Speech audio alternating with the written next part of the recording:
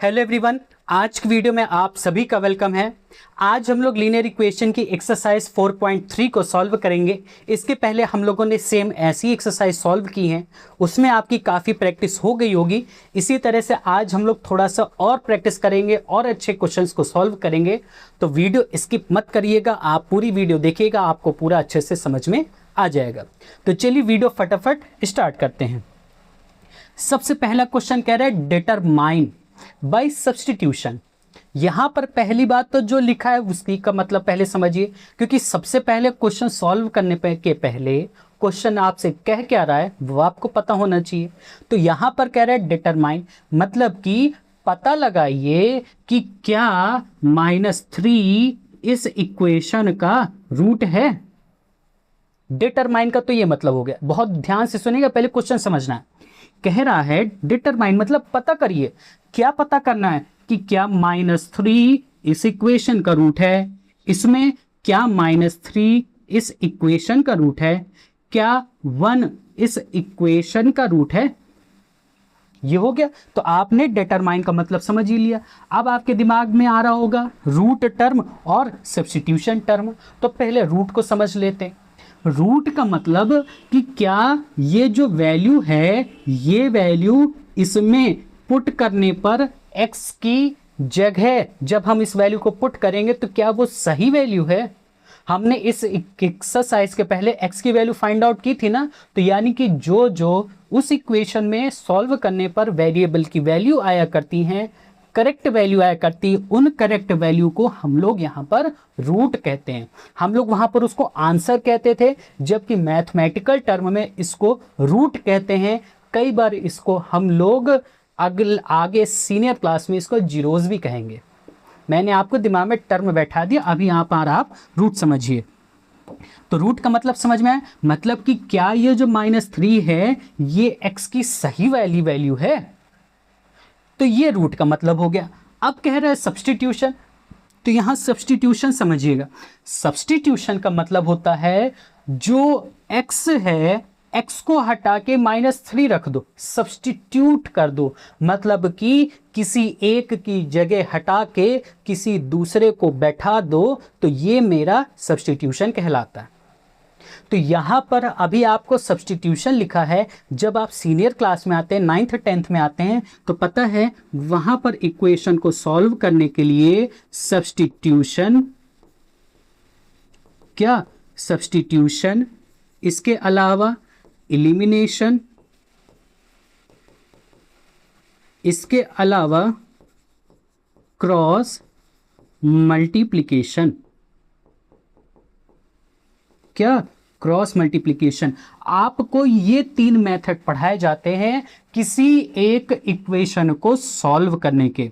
मतलब कहने का, किसी एक इक्वेशन को सॉल्व करने के लिए जो आपको सीनियर क्लास में मेथड पढ़ाए जाते हैं, उन मेथड में से एक मेथड का नाम है सब्स्टिट्यूशन, दूसरे का नाम है एलिमिनेशन, तीसरे का नाम है क्रॉस मल्टीप्लिकेशन। तो हम लोग यहाँ पर अभी केवल सब्स्टिट्यूशन से सॉल्व करेंगे। तो आइए सब्स्टिट्यूशन से सॉल्व करते हैं। तो यहाँ पर सिंपल सा है, कह रहा है एक इक्वेशन दी गई है 8x = 24।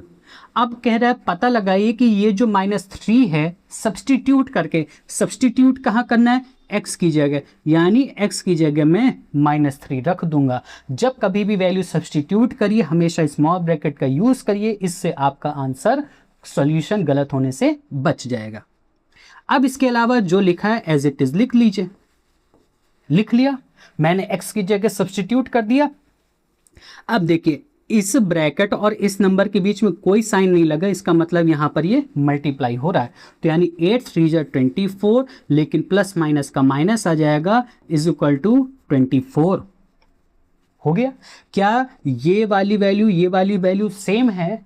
नहीं सेम है, एक माइनस में एक प्लस में है, इसलिए नॉट इक्वल टू हो जाएगा। तो इसका मतलब यहां पर ये हो जाएगा no, -3 is not the root of 8x = 24, कि ये जो -3 है वो इस इक्वेशन का रूट नहीं है।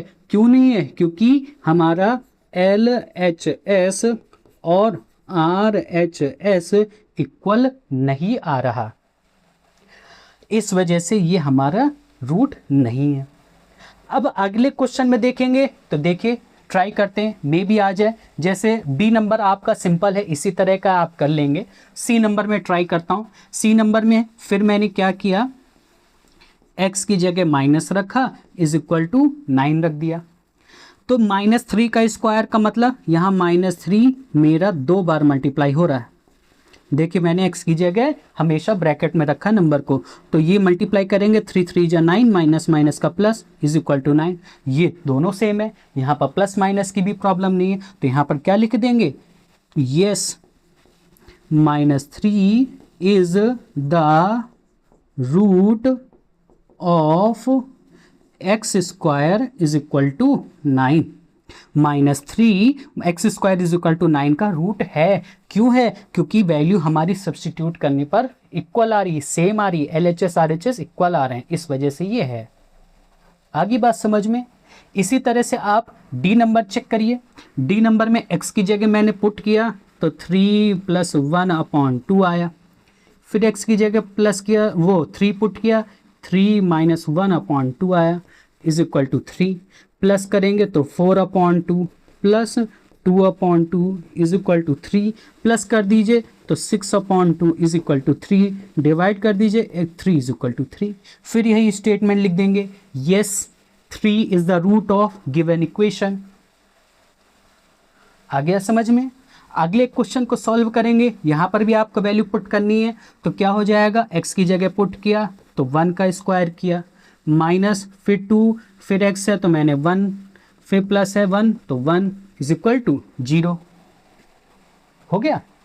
अब यहाँ पर क्या आ जाएगा, 1 का स्क्वायर यानी 1 1 जा 1 मतलब 1, माइनस 2 1 जा 2 प्लस 1 इज इक्वल टू 0। फिर ये प्लस का 1 में 1 प्लस किया 2 आया, -2 बचा लिखा रहा, 0 इज इक्वल टू 0। तो यहाँ पर फिर यही आ जाएगा, यस क्या, yes 1 is the root of this equation. आगे बात समझ में। तो पहला क्वेश्चन आपको ऐसे करना था, ठीक। अब पहले क्वेश्चन में तो आपको रूट सब्स्टिट्यूट करके पता लगाना था कि क्या ये इक्वेशन में सेटिस्फाई हो रहा है कि नहीं हो रहा। अब दूसरे इक्वेशन में आपको फाइंड आउट करना है, मतलब सीधा आपको सॉल्व करना है बस। तो ध्यान दीजिएगा, इसको सॉल्व करते हैं।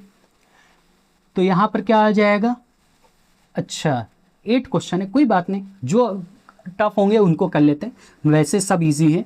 सबसे पहले इसको सॉल्व किया मैंने, तो x इज इक्वल टू -5 उधर जाएगा, प्लस में हो जाएगा, मैंने प्लस में लिख दिया, प्लस कर दिया, 41 और 5 46 आंसर। बहुत इजी। सेम इसी तरह से ये भी उधर जाएगा प्लस हो जाएगा, उधर जाएगा प्लस हो जाएगा, उधर जाएगा तो प्लस में हो जाएगा यहाँ पर, जबकि प्लस नहीं हो रहा। देखिएगा इसको, ये -2 उधर गया तो ये हो गया +2, लेकिन यहाँ पर जब आपने सॉल्व किया तो माइनस प्लस है, डिफरेंट साइन है, तो यहाँ पर आ जाएगा 18। 20 बड़ा है तो माइनस का, क्योंकि उसके पहले माइनस लगा था इसलिए ये आंसर आ जाएगा। आगे बात समझ में। फिर इसी तरह से इसमें भी आपका सब्ट्रैक्ट होगा, ये प्लस में उधर जाएगा माइनस हो जाएगा, ये प्लस में उधर जाएगा माइनस हो जाएगा, ये प्लस में उधर जाएगा माइनस हो जाएगा। सिर्फ सॉल्व करना है, ट्रांसपोज करिए आपका आंसर आ जाएगा। फिर इसके बाद नेक्स्ट क्वेश्चन सॉल्व कर लेते हैं, क्योंकि अगले क्वेश्चन में हमको थोड़ा सा प्रैक्टिस करनी पड़ती है। तो अगले क्वेश्चन में कह रहा है find the root of the, sorry भाई सेम चीज ही तो कह रहा है, तो चलिए सॉल्व करते हैं। तो यहां पर 8 नंबर में सबसे पहले 8c - 7 इज इक्वल टू -23 लिखा है।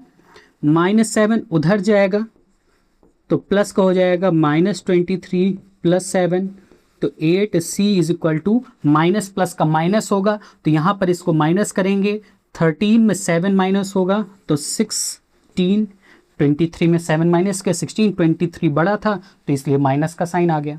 8 यहाँ मल्टीप्लाई में उधर जाएगा डिवाइड हो जाएगा, 8 2 जा 16, ये इसका आंसर आ गया। ठीक। अगले क्वेश्चन को सॉल्व करते हैं। तो यहाँ 11x + 9 है, उधर जाएगा किस में हो जाएगा, माइनस में हो जाएगा। फिर 11x = 33, x = मल्टीप्लाई, उधर जाएगा डिवाइड में। ये इसका आंसर आ गया।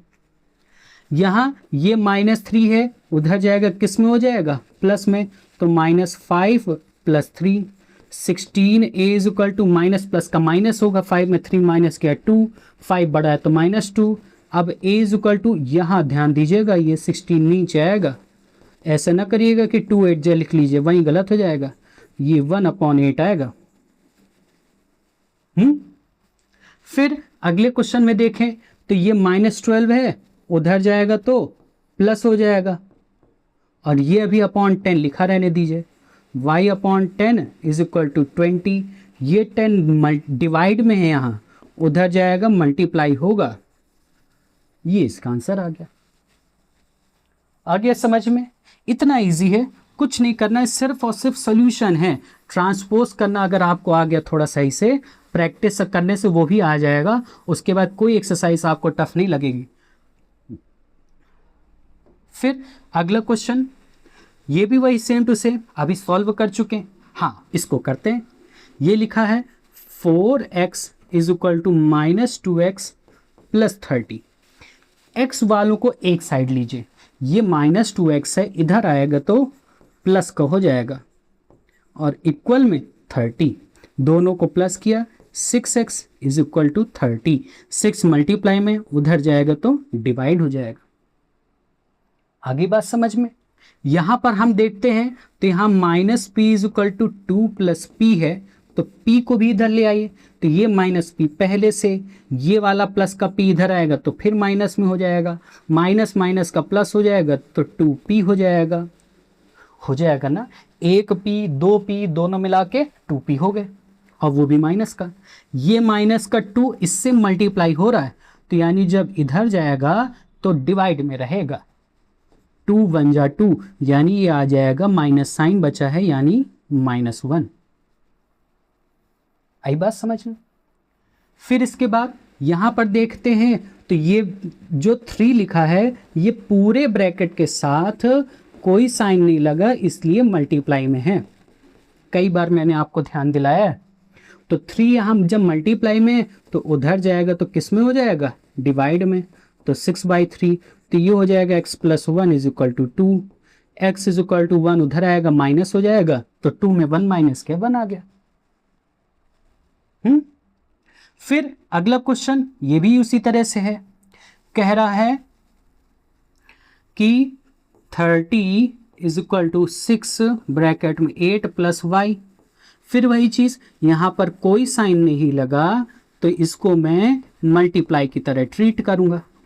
ये मल्टीप्लाई में, इधर आएगा तो डिवाइड में हो जाएगा, = 8 + y हो गया। यहाँ पर 6 5 जा, ये 5 = 8 + y को यही रहने दीजिए, 8 को ही भेजिए।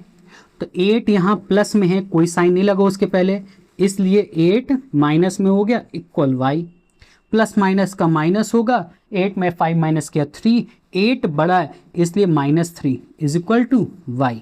तो चाहे -3 = y लिखिए, चाहे y = -3 लिखिए, बात सेम है। आगे बात समझ में? तो मुझको लगता है वीडियो आपको समझ में आ गई होगी, एक्सरसाइज आपकी क्लियर हो गई होगी। तो हम लोग मिलते हैं फिर नेक्स्ट वीडियो में इसी कॉन्सेप्ट्स के साथ या किसी और नए कॉन्सेप्ट के साथ। तब तक के लिए आप इसकी प्रैक्टिस करते रहिएगा। Take care, good bye.